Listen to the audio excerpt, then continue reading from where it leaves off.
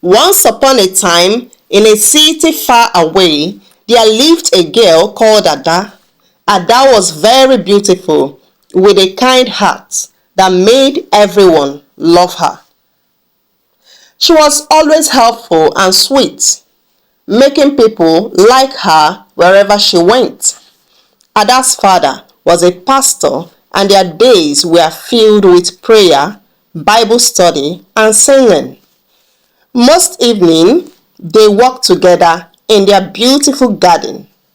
There, they tended flowers, fruits, and vegetables.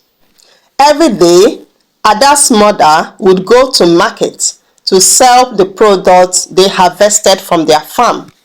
They harvested lots of fruits, vegetables, and flowers, which she sold at the market. Some weekends, when Ada would stay at home, she would help her mother carry the baskets on her head to the market. Ada always radiated with smiles as she carried the basket full of fruits and vegetables to the market for her mother. Ada's family worked very hard but had more than enough of what they needed. They loved each other very much and were very happy. One day, Ada said to her mother, "Mother, I love our family very much because we work very hard and we have more than enough." Ada had a few close friends. Together, they go to school. She loved school very much and was always at the top of her class. At the end of every term, she would go home with some gift items, school bags, storybooks, and some packs of crayon and pencil. The last promotion exam, she was the best student in the whole school. She always studies hard and would eventually win many awards on the graduation day. During the award ceremony, the principal called out to her and said, "Ada, you are the best. One day, I know you will really make us proud." Ada was very happy. She ran home that day to show her parents her results and gifts. "Papa, I made it. I was the best in the whole school, as usual," she said. Ada grew older and soon was in high school. Yet, she continued to study hard and to be at the top of her class. One day, Ada met with a new friend called Sandra. Sandra was a new girl in her high school. They became friends at first and eventually they became seatmates. Sandra's parents were rich, extremely rich. Ada's lunch food was homemade meals with lots of fruits and vegetables. Sandra, on the other hand, comes to school with lots of chocolates and pastries. She even sneaks PS games into the school. Sandra seems to be rich, so stinkingly rich and generous that she has gifts for every student who cares to collect. One day, during break, as Ada sat down with her lunch of rice, cucumber, and vegetables, Sandra came to where she was eating and said, "Village meals. Here, have your own cake," she continued. Ada collected the cake and without a waste of time, swallowed it up like a crocodile. After she was done eating the cake, then she remembered her father's instructions. Ada, never collect anything from any student. Be content with every meal you go to school with. Pastor Samuel had always instructed her. But did he see me? How will he then know that I collected cake from Sandra? Ada consoled herself. After then, She and Sandra became inseparables, and she would collect anything Sandra would give her. So every day, Sandra would bring more of the cakes, and Ada would eat them heartily. Before long, Ada freely collects cakes, chocolates, or anything Sandra will give her. She eats them heartily without thinking of his father's instructions. Gradually, Ada's life began to take a twist. Her nights were filled with sweaty nightmares. In her dreams, a woman on red always forces her to eat the head of the chicken. Most nights in her dreams, Ada always felt helpless. Her hands and legs could not move. Then a scary hand always holds her neck so she could not shake or shout. Some group of women, all wearing red, will then force her to eat the head of the chicken. Eat the chicken head so your brain will become like that of the chicken, they will say. Forcing the chicken head into Ada's mouth. As this continued, Ada gradually started going back in her studies. She lacked concentrations and could not sit down to study. She was rather controlled by Sandra and does anything she tells her to do. Everything about Ada's life shifted to whatever Sandra wanted her to do. She paid no more attention to her teachers, but rather played the trance in her class. At home, Ada also changed a lot. She would talk rudely to her mother. Before Ada met with Sandra, she always sees her family as the best and is always proud of her family. But now, she saw her parents' efforts as nothing. You are too poor compared to my friend Sandra's mother. They had the finest of cars, the finest of clothes, and the finest of food. But we have more than enough, Elizabeth answered quietly. In the class, Ada and Sandra are often seen powdering their faces and making plans on how to seduce their classmates and the male teachers. Even if you have chicken brain, it doesn't matter. What really matters is your beauty, Sandra advised Ada.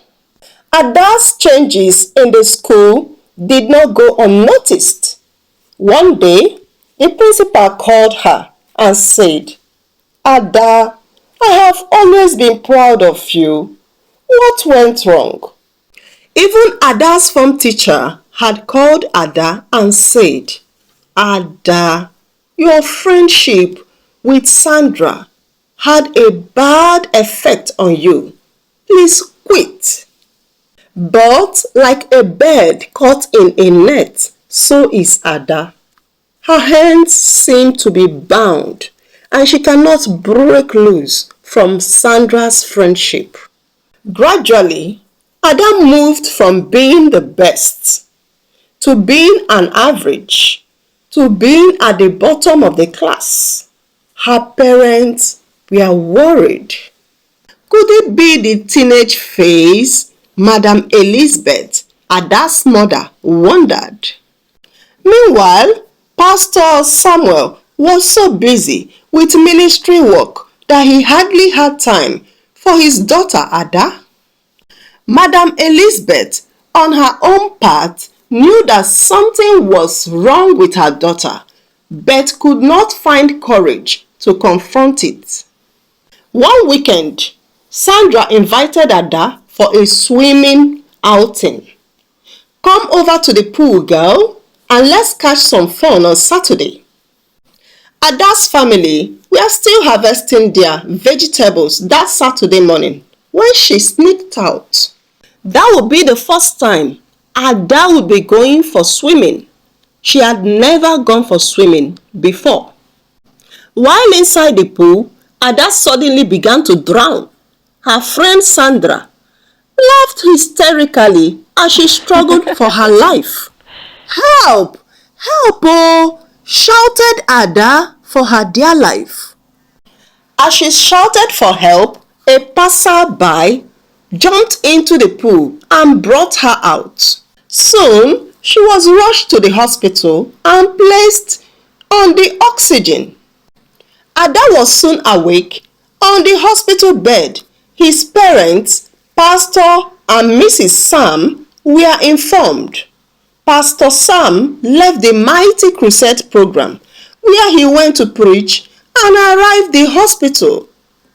There at the hospital, Ada narrated what had happened to her at the pool. "I was drowning inside the pool and was shouting for help. But Sandra was there, busy, laughing hysterically at me," she said. There at the hospital, Ada had her parents' full attention and was able to tell them what had been going on in her life. She also told them of her repeated nightmares. "Some women on red clothes forces me to eat chicken head every night in my dream. They would say, 'Eat this chicken head so that your brain will become like that of a chicken.'" Pastor Samuel and his wife Elizabeth were so sorry that they had no time to listen to their daughter or give her attention. They swung into action, fasting and praying and laying their hands on her. As they prayed for Ada, she felt something leave out of her body. Ada was gradually restored. She knew that Sandra meant no good for her or anyone.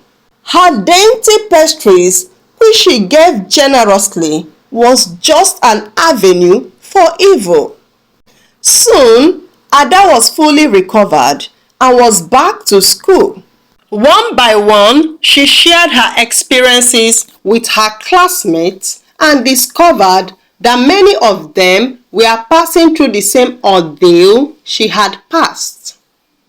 One by one, Ada began to share her experiences to them, and many of them were prayed for and were delivered. Together with her classmates, Ada formed a prayer club where they shared God's word and prayed fervently. They soon discovered that Sandra's party cakes and chocolates did none of them any good. Soon, her secrets were discovered. Her mother is a witch who stole children's destiny by using her to dash them snacks, including the party cake. As soon as her secrets were discovered, her mother quickly withdrew Sandra from the school.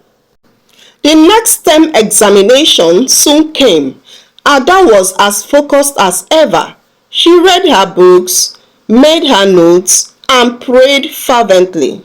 When the result was finally out, she had bounced back to her former position, taking the top position in her class. Pastor Samuel and his wife Elizabeth learned their valuable lesson that apart from giving their children instructions, they must also pay attention to observe any change in their children's life. The moral of this story is that parents must have time and give their children attention, no matter how busy they are, and that children should eat only but what their parents gave them at school and be content with what they have.